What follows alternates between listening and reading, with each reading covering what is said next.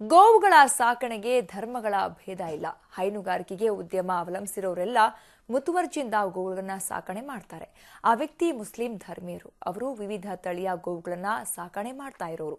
ಹೈನುಗಾರಿಕೆ ಅಭಿವೃದ್ಧಿ ಪಡಿಸ್ತಾ ಇರೋರಿಗೂ ಮಾದರಿಯಾಗಿದ್ದಾರೆ. ಪಾಸಿಟಿವ್ ನ್ಯೂಸ್ನಲ್ಲಿ ಈ ಕುರಿತ ಒಂದು ವರದಿ.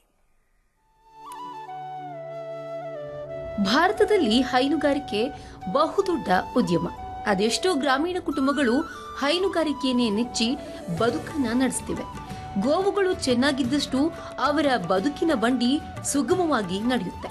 ಅದಕ್ಕಾಗಿ ಬಹಳ ಮುತುವರ್ಜಿಯಿಂದ ಅವುಗಳನ್ನ ಸಾಕಣೆ ಮಾಡ್ತಾರೆ.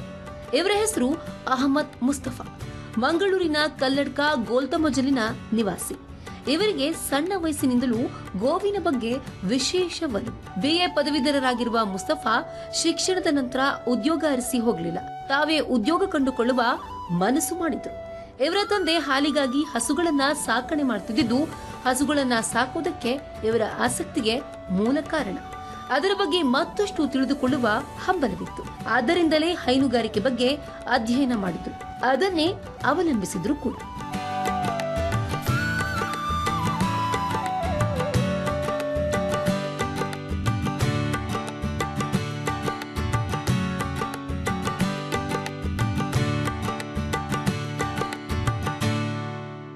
ಸಾವಿರದ 2004ರಲ್ಲಿ ನಾನು ಬೇರೆ ಮನೆ ಮಾಡಿ ಕೂತ ಮೇಲೆ ಈ ಒಂದು ಪಶುಪಾಲನೆಯನ್ನು ಹೊಸ ವೈಜ್ಞಾನಿಕ ರೀತಿಯಲ್ಲಿ ಆರಂಭ ಮಾಡೋದಕ್ಕೆ ಒಂದು ಕೈ ಹಾಕಿದೆ. ಆ ತಂದೆಯವರ ಕಾಲದಲ್ಲಿ ಅವರ ಜೊತೆ ಇರುವಾಗಲೇ ಈಗ ಅವರ ಆಸಕ್ತಿಯಿಂದ ನಾನು ಪ್ರಭಾವಿತನಾಗಿ ಕೃಷಿ ಪದ್ಧತಿ ಹಾಗೂ ದೇಶಿ ತಳಿ ಹಸು ಇದೆಲ್ಲ ಅವರ ಮನೆಯಲ್ಲಿತ್ತು, ತಂದೆ ಮನೆಯಲ್ಲಿ. ಅದನ್ನು ನೋಡಿ ನಾನು ಅದನ್ನು ಮುಂದುವರಿಸಬೇಕು ಅನ್ನುವಂಥ ಅಭಿಲಾಷೆಯಿಂದ, ಆಸಕ್ತಿಯಿಂದ ಈ ಒಂದು ಪಶುಪಾಲನೆಯನ್ನು ಮುಂದುವರಿಸಿಕೊಂಡು ಬಂದಿದ್ದೇನೆ. ಹೈನುಗಾರಿಕೆ ಮಾಡುವುದು ಅಷ್ಟು ಸುಲಭದ ಕೆಲಸವಲ್ಲ. ಹಸುಗಳನ್ನ ಕಾಡುವ ರೋಗಗಳು ಸಾಕಷ್ಟು. ಒಂದು ಹಸುವಿಗೆ ರೋಗ ತಗುಲಿದ್ರೂ ಅದು ಸಾಂಕ್ರಾಮಿಕವಾಗಿ ಇತರ ಹಸುಗಳಿಗೆ ಹಬ್ಬುತ್ತೆ. ಪರಿಣಾಮ ಹಸುಗಳು ಮರಣ ಹೊಂದಬಹುದು. ಇದರಿಂದ ಹೈನುಗಾರಿಕೆ ಮಾಡುತ್ತಿರುವವರು ಭಾರಿ ನಷ್ಟಕ್ಕೆ ಈಡಾಗ್ತಾರೆ.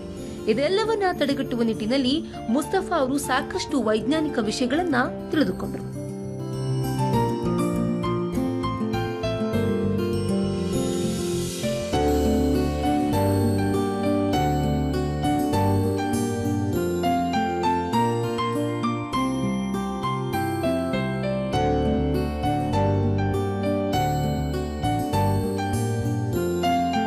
ಹಸುಗಳು ಉತ್ತಮ ಪ್ರಮಾಣದ ಹಾಲು ನೀಡಬೇಕಾದ್ರೆ ಅದಕ್ಕೆ ಕೇವಲ ಒಣಹುಲ್ಲು ನೀಡಿದ್ರಷ್ಟೇ ಸಾಲದು. ಉತ್ತಮ ಪೋಷಕಾಂಶಗಳನ್ನ ನೀಡಬೇಕು. ಆದರೆ ಅದರ ಖರ್ಚು ವೆಚ್ಚವೇ ಹೆಚ್ಚಾಗಬಾರದು.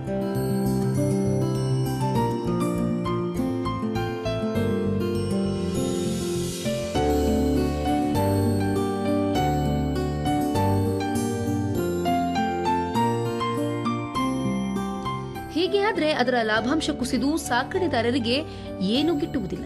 ಈ ನಿಟ್ಟಿನಲ್ಲಿಯೂ ಮುಸ್ತಫಾ ಅಧ್ಯಯನ ಮಾಡಿದ್ರು. ಯಾವ್ಯಾವ ಪೋಷಕಾಂಶ ನೀಡಬೇಕು, ಹಸಿರು ಮೇವುಗಳನ್ನ ಬೆಳೆಸುವ ರೀತಿ ಎಲ್ಲವನ್ನ ತಿಳಿದುಕೊಂಡ್ರು.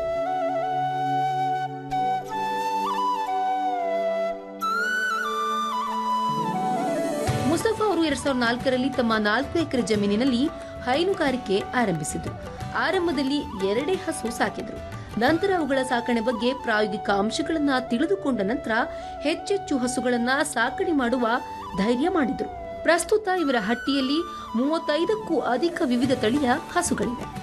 ಅದರಲ್ಲೂ ದೇಸಿ, ವಿದೇಶಿ ಹಸುವಿನ ತಳಿಗಳು ಇರೋದು ವಿಶೇಷ. ಹಲವು ವಿಧದ ದೇಶಿ, ವಿದೇಶಿ ತಳಿಗಳನ್ನು ಸಾಕ್ತಾ ಬಂದಿದ್ದೇನೆ. ಸುಮಾರು 35ಕ್ಕೂ ಅಧಿಕ ಹಸುಗಳು ನಮ್ಮ ಹಟ್ಟಿಯಲ್ಲಿವೆ. ಇನ್ನೂ ಹೆಚ್ಚು ಮಾಡುವಂತಹ ಅವಕಾಶ ಇಲ್ಲಿನ ಜಮೀನಲ್ಲಿಲ್ಲ. ಇಲ್ಲಿ ಬೇಕಾದಷ್ಟು ಮೇವು ಸಿಗುವುದಿಲ್ಲ. ಸುಮಾರು 1.5 ಎಕರೆಯಲ್ಲಿ ಹುಲ್ಲು ಹಾಸಿದ್ದೇನೆ. ಅದನ್ನೇ ಇದಕ್ಕೆ ಮೇವು ಹಾಗೂ ಇತರ ಕಾನ್ಸಂಟ್ರೇಟೆಡ್ ಫೀಡ್ಗಳು ಇದೆಲ್ಲ ಮಾಡಿ ಈ ತರದ ಒಂದು ವೈಜ್ಞಾನಿಕ ರೀತಿಯಲ್ಲಿ ಹುಲ್ಲು ಸಂಪೂರ್ಣ ಅಲ್ಲದಿದ್ರೂ ಸ್ವಲ್ಪ ಆದರೂ ವೈಜ್ಞಾನಿಕ ರೀತಿಯಲ್ಲಿ ಮಾಡ್ತಾ ಇದ್ದೇವೆ. ಮುಸ್ತಫಾ ಅವರು ತಮ್ಮ 4 ಎಕರೆ ಜಮೀನಿನಲ್ಲಿ ಹಸುಗಳಿಗೆ ಅಗತ್ಯವಿರೋ ಹಸಿರು ಮೇವನ್ನ ತಾವೇ ಬೆಳೆಸ್ತಾರೆ. 1.5 ಎಕರೆ ಜಮೀನಿನಲ್ಲಿ ಒಣ ಮೇವಿಗಾಗಿಯೇ ಹುಲ್ಲು ಬೆಳೆಸ್ತಾರೆ. ರಾಸುಗಳಿಗೆ ಯಾವುದೇ ತೊಂದರೆಯಾಗದಂತೆ ನಿತ್ಯ ಹಟ್ಟಿಗಳನ್ನ ಸ್ವಚ್ಛ ಮಾಡ್ತಾರೆ. ಕರಾವಳಿಯಲ್ಲಿ ಬಿಸಿಲು ಹೆಚ್ಚು, ಇದರಿಂದ ಹಟ್ಟಿಯಲ್ಲಿ ಅಧಿಕ ಉಷ್ಣಾಂಶ ಉಂಟಾಗುತ್ತೆ. ಆದ್ದರಿಂದ ಹಸುಗಳಿಗೆ ಧಗೆ ಪರಿಣಾಮವಾಗದಂತೆ ಪ್ರತಿ ಹಟ್ಟಿಯಲ್ಲೂ ಫ್ಯಾನ್ ಅಳವಡಿಸಿದ್ದಾರೆ.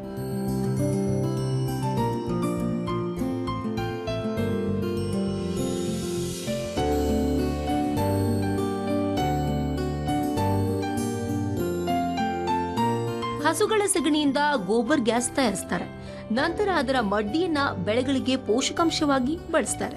ಮನೆಯಂಗಳದಲ್ಲಿ ಬೆಳೆದು ನಿಂತ ಹಚ್ಚ ಹಸುರಿನ ತರಕಾರಿಗಳು ಅದಕ್ಕೆ ಸಾಕ್ಷಿ ಎಂಬಂತಿದೆ. ಮುಸ್ತಫಾ ಅವರ ಹಟ್ಟಿಯಲ್ಲಿರುವ 35ಕ್ಕೂ ಅಧಿಕ ಹಸುಗಳನ್ನು ನೋಡಿಕೊಳ್ಳಲು ಉತ್ತರ ಕರ್ನಾಟಕ ಮೂಲದ 3 ಕಾರ್ಮಿಕ ಕುಟುಂಬಗಳಿವೆ. ಅವರಿಗೆ ಉತ್ತಮ ವೇತನದ ಜೊತೆಗೆ ಉಳಿದುಕೊಳ್ಳಲು ಮನೆಯನ್ನ ಕೂಡ ನಿರ್ಮಿಸಿಕೊಟ್ಟಿದ್ದಾರೆ ಮುಸ್ತಫಾ.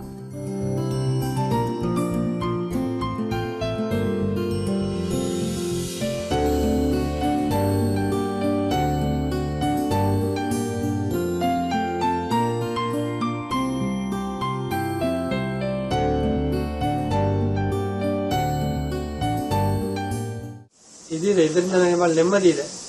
ಟೆನ್ಷನ್ ಇದೆ, ಅದರ ಜೊತೆ ನೆಮ್ಮದಿ ಕೂಡ ಇದೆ, ಒತ್ತಡ ಇದೆ. ಯಾಕೆಂದರೆ ಭಾಳಷ್ಟು ಕೆಲಸ ಇದೆ, ಬ್ಯುಸಿ ಇರ್ತೇನೆ ವ್ಯಾಪಾರ ವಹಿವಾಟಲ್ಲಿ, ಇತರ ಸಂಘ ಸಂಸ್ಥೆಗಳಲ್ಲಿ. ಇದರ ಜೊತೆಗೆ ಇದನ್ನು ಬಿಡುವುದಕ್ಕೆ ಆಗ್ತಾ ಇಲ್ಲ, ಅಷ್ಟೊಂದು ಖುಷಿ ಇದೆ. ಹೈನುಗಾರಿಕೆ ಮುಸ್ತಫಾ ಅವರ ಕೈ ಹಿಡಿದಿದೆ. ಅದಕ್ಕೆ ಅವರ ಶ್ರದ್ಧೆ, ಆಸಕ್ತಿ ಕಾರಣ.